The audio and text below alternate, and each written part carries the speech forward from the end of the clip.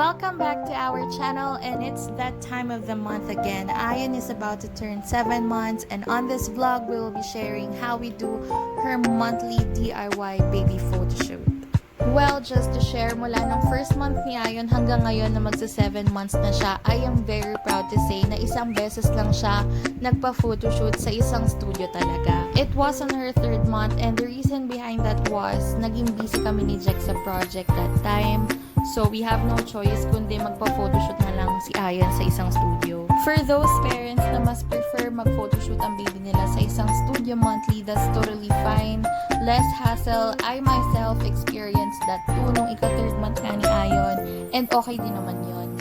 But for those parents na gustong ilabas ang kanilang artistic side and makatipid at the same time, this is a good video for you to watch.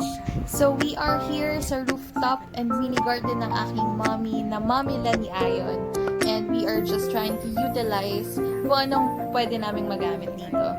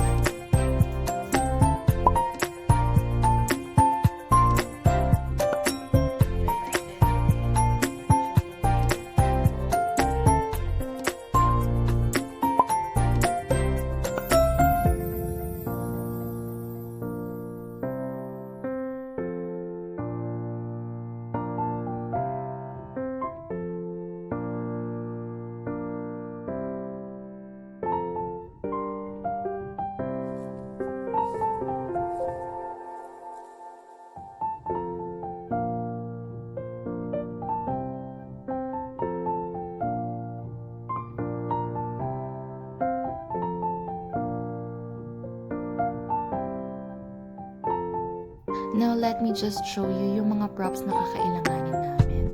This chair ay luma ng upuan sa aming bahay na hindi na masyadong ginagamit. So, nilagay na lang siya sa rooftop. While itong mga wooden buckets naman ay galing sa project namin ni Jack sa exhibit. This chair naman, we got it from Robinson's Galleria, and nabili namin siya for just 600 pesos dahil nakasale siya that time. And yung tela naman ay nabili namin sa SM Mega Mall. We will also put vines palibot lang dun sa bamboo chair and sa wooden buckets. By the way, we got these vines from Divisoria. And for her background, we have this stretchable fence na nabili rin namin sa Divisoria for just 450 pesos each. So that will set as her background. At the same time, meron din tayong plants for accents.